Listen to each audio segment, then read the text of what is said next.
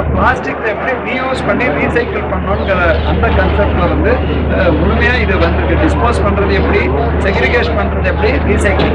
அதே மாதிரி பிளாஸ்டிக் பத்தி உள்ள ஒவ்வொருத்தருக்கும் ஒப்பீனியன். எல்லா நம்ம என்ன நினைக்கிறோம்னா பிளாஸ்டிக்ஸ்னா சிங்கிள் யூஸ் பிளாஸ்டிக்ஸ் நம்மளோட பல கெனால்ஸ்ல பார்க்கும்போது அருவருப்பா இருக்கு. பட் அதே பிளாஸ்டிக்கை நீங்க பெருங்குடியில பாத்தீங்கன்னாக்கா கம்ப்ளீட்டா நம்ம மெட்டீரியல் ரிகவரி பண்ணி கம்ப்ளீட்டா அதை வேற ஒரு பொருளாக ஸ்கூல் பெஞ்சாவோ இல்லையா அட்ராக்டிவ் டேபிள்ஸாவோ ஏன் நம்ம டிஷர்ட்டா மாத்துறதும் ஷூவா மாத்துறதுக்கான டெக்னாலஜி இப்ப இருக்கும் பொழுது கன்செப்ட் வந்து இந்த ஒரு இதை நம்ம பயன்பாட்டிலேருந்து குப்பைக்கு போகாம தெருவில் வீசாம செக்ரிகேட் பண்ணி அதை பயன்படுத்தணும்.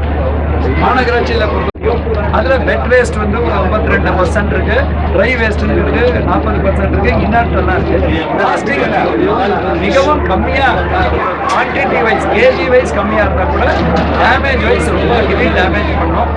அதே நேரத்தில் அதே பிளாஸ்டிக்கை மறுசுழற்சியில நம்ம பயன்படுத்தினா பல்வேறு பயனுக்கு அது யூஸ்ஃபுல்லா இருக்கும்ன்றது தான் இந்த கருத்தரங்களோட கன்செப்ட். அதை மிக சிறப்பாக இந்த மாணவ செல்வங்களுக்கு எப்படி செக்ரிகேட் பண்ணோம், அதே மாதிரி இதுல மாற்று என்னென்ன பொருட்கள் தயாரிக்கலாம்.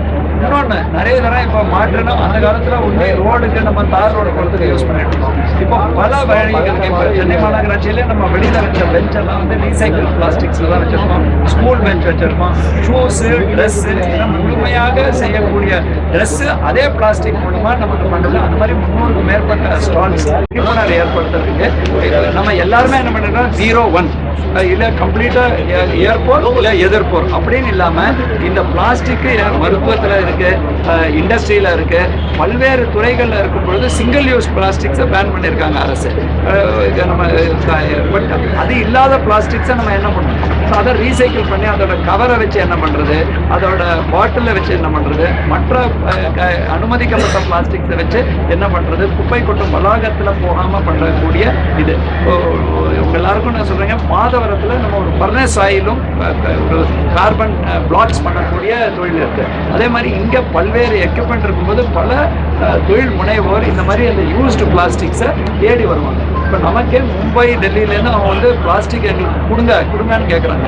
ஸோ நம்ம அது வந்து பிளாஸ்டிக்கே ஒரு மிகப்பெரிய ஒரு input to develop many recyclable and environmentally sustainable friendly products. அதுதான்.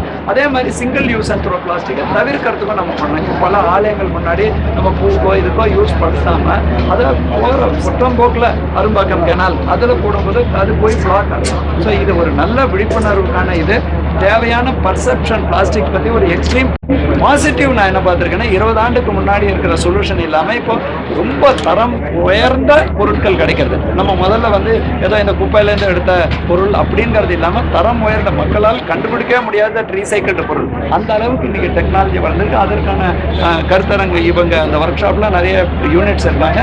டெஃபினட்டாக பல முனைவர் வந்து பார்த்து அதில் 3 பேர்